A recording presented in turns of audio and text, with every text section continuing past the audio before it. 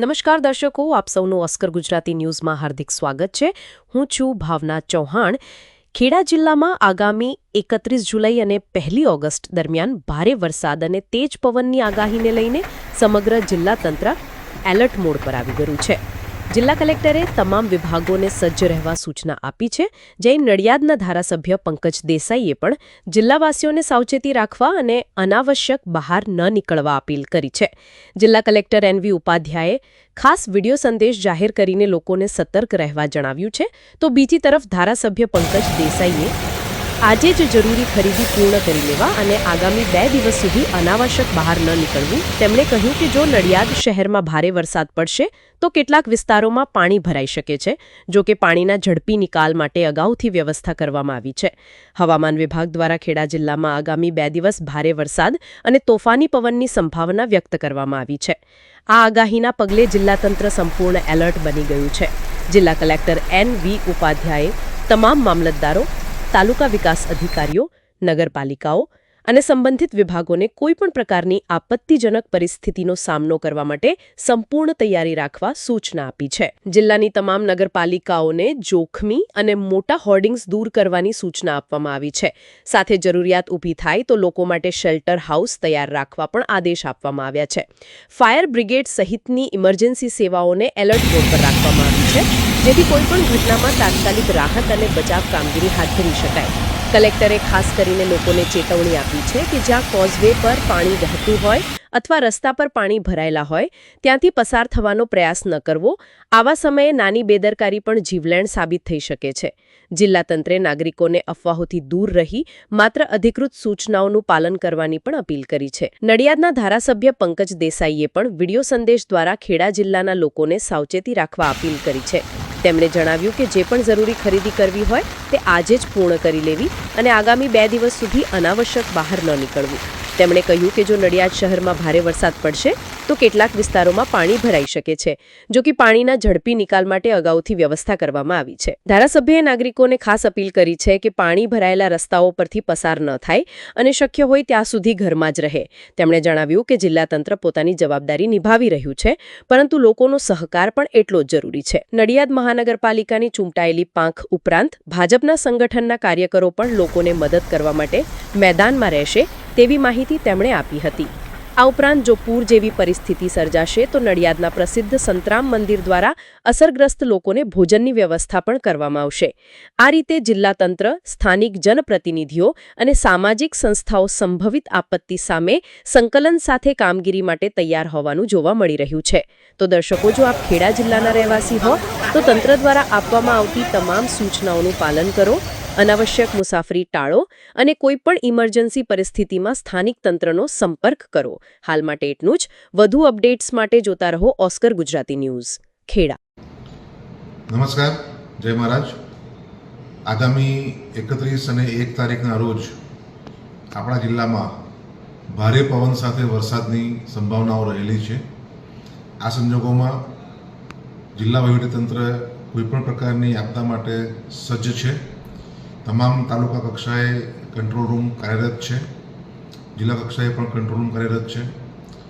તમામ મામલતદારશ્રીઓ અને ટીડીઓશ્રીને સૂચના આપી દેવામાં આવી છે કે જો શિફ્ટિંગનો પ્રશ્ન ઉપસ્થિત થાય તો જ્યાં શિફ્ટિંગ કરવાનું છે, શેલ્ટર હાઉસ, શેલ્ટરનું જે જગ્યા છે તે નિયત કરી દેવામાં આવી છે। મેડિકલ ટીમ્સને પણ સેન્સિટાઇઝ કરી દેવામાં આવી છે। આ તબક્કે તમામ નગરપાલિકાઓમાં જે હોર્ડિંગ્સ આવેલા છે, જે પવનના કારણે નીચે પડવાની શક્યતાઓ રહેલી છે, આ તમામ હોર્ડિંગ્સને દૂર કરવાની પણ સૂચના અપાઈ ગઈ છે અને આજે સાંજ સુધીમાં આખા જિલ્લામાંથી આવા હોર્ડિંગ્સને ઉતારી લેવામાં આવશે। જે કોઝવેઝ છે ત્યાં આગળ પણ જો પાણી ઉપરથી વહેતું હોય તો નહીં જવા માટે તમામ નાગરિકોને મારી અપીલ છે। કોઈપણ પ્રકારનું દુસ્સાહસ કરવું નહીં અને અમે મામલતદારશ્રીઓને સૂચના આપી છે, કાર્યપાલક નિર્દેશકને સૂચના આપી છે કે આવા કોઝવે ઉપરથી બેરિકેડિંગ કરવામાં આવે અને જરૂર જણાય તો ત્યાં આગળ કોઈ પણ માણસ મૂકીને લોકોને જતા અટકાવે। જે સંસાધનો અમારી પાસે છે તે સંસાધનો જરૂરી પડે તો ગ્રામ્ય કક્ષાએ બી અમે એને ડિપ્લોય કરી દીધા છે। ખાસ કરીને બોયઝ, રોપ્સ, લાઈફ જેકેટ્સ, જે બોટ્સ છે, બોટ્સ પણ રેડી ટુ યુઝ કન્ડિશનમાં કરી દેવામાં આવી છે। શિફ્ટિંગના સંજોગોમાં જે જગ્યાએ શિફ્ટ કરવાના છે ત્યાં લોકોને પૂરતા પ્રમાણમાં જમવાની સુવિધા મળી રહે, પાણી યોગ્ય મળી રહે આ તમામ સુવિધાઓ અમે ઉપસ્થિત કરી દીધી છે અને જિલ્લા વહીવટીતંત્ર, તાલુકા તંત્ર, તમામ લોકો તમામ રીતે કોઈપણ પ્રકારની આપદા માટે સજ્જ છે અને કોઈપણ પ્રકારની જાનહાનિ ના થાય અને કોઈપણ પ્રકારની માલ મિલકતનું નુકસાન ના થાય તેના માટે આગોતરી તૈયારી કરી દેવામાં આવી છે.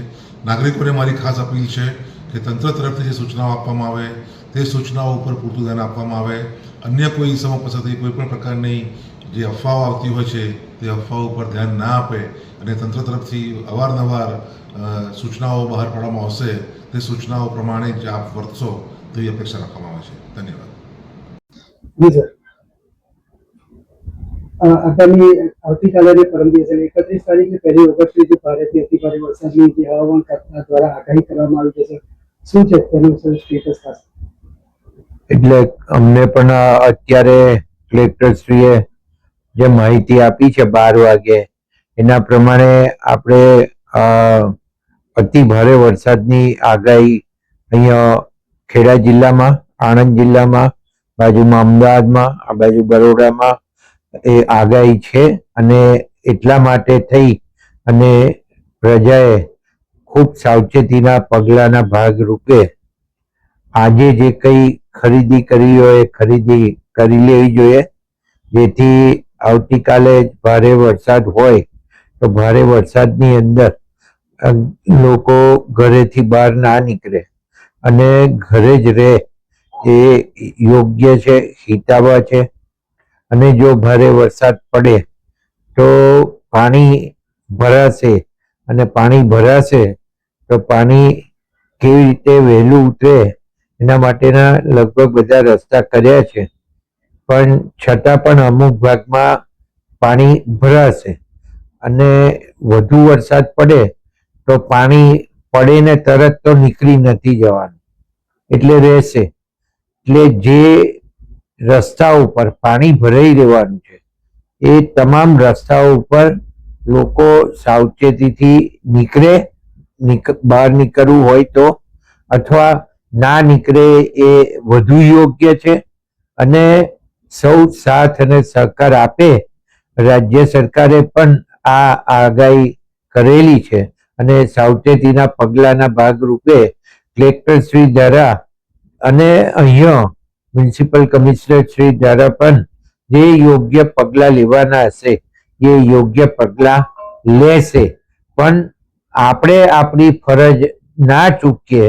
આપણી ફરજ એ છે કે વરસાદની અંદર આપણે બહાર ના નીકળીએ.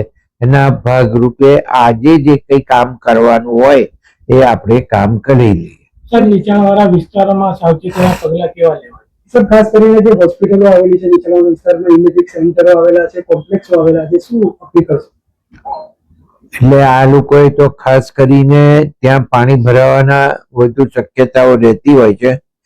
બીજું અહીંયા લગભગ હોસ્પિટલમાં તો મેઇન જે ભાવિનભાઈ શાહની હોસ્પિટલ છે ત્યાં આઈસ ફેક્ટરી દેશેગા જતા રસ્તા ઉપર અને એક સંતરામ રોડ ઉપરની આ હોસ્પિટલ, આ બે લગભગ વધારે પાણીમાં હોય છે. તો એ દરમિયાન આપણે અહીંયા આવવાનું ટાળીએ અને ભાવિનભાઈની હોસ્પિટલમાં નાના બાળકોની છે એટલે આપણે ત્યાં ટ્રેક્ટરોની વ્યવસ્થા કરીએ છીએ. એટલે મ્યુનિસિપલ કમિશનર શ્રીને, મેયર શ્રીને, સૌ મ્યુનિસિપલ કોર્પોરેશનની ચૂંટાયેલી ટીમને અમે સક્રિય કરી અને આ વરસાદની અંદર એ લોકો એમની કામગીરી ચાલુ રાખે એના માટેના તમામ પ્રયત્નો કરવામાં આવશે. અને ચૂંટાયેલી પાર્ટ સિવાય સંગઠનને પણ સક્રિય રહી અને કામગીરી કરશે. અને આપણે જાણીએ છીએ કે સંતરામ મંદિરની સેવા આવા સમયે હોય છે જ. એટલે જેને કંઈ પાણી ભરાઈ જાય એના કારણે જમવાનું ના બનાવી શકે તો ભોજનની વ્યવસ્થા અથવા જે કંઈ કરવાનું હશે એ પણ મંદિર દ્વારા આપણે કરાવીશું. મંદિરના મહારાજ શ્રી પરમ પૂજ્ય રામદાસજી મહારાજને આપણે વિનંતી કરી અને આ બધાને સેવા મળે એવું કરીશું. સાથે સાથે તંત્ર પણ સાથે સજાગ રહેશે અને સજાગ રહી અને કામ કરીશું. અત્યારે JCB થી માંડી અને જે કંઈ જરૂરિયાતો વાળી વસ્તુઓ હશે જે પાણીના નિકાલ માટે ઉપયોગી થાય એવી, એ પણ કોર્પોરેશન અત્યારથી જ એની વ્યવસ્થા કરી લે એમ આપણે કરીશું. પણ પ્રજાને હું એટલું ચોક્કસ કહીશ કે થોડી આવા સમયોની અંદર ધરપત રાખવી જરૂરી છે, કારણ કે આ ડિઝાસ્ટરો જે થતા હોય છે એ ફક્ત અહીંયા જ નહીં, ફોરેનમાં પણ આ જ પ્રમાણેના થતા હોય છે.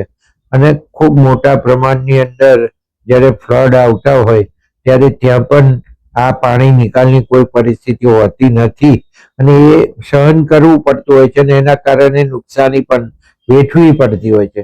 છતાંય રાજ્ય સરકારના મુખ્યમંત્રી ભૂપેન્દ્રભાઈ પટેલ સાહેબ પણ આપણી વારે છે અને આપણા પ્રદેશ પ્રમુખ જગદીશભાઈ પણ આપણી વારે છે અને એમને પણ આ બધાને મેસેજ કરી દીધા છે. એટલે બધી જ ટીમ સક્રિય રહીને કામગીરી કરશે.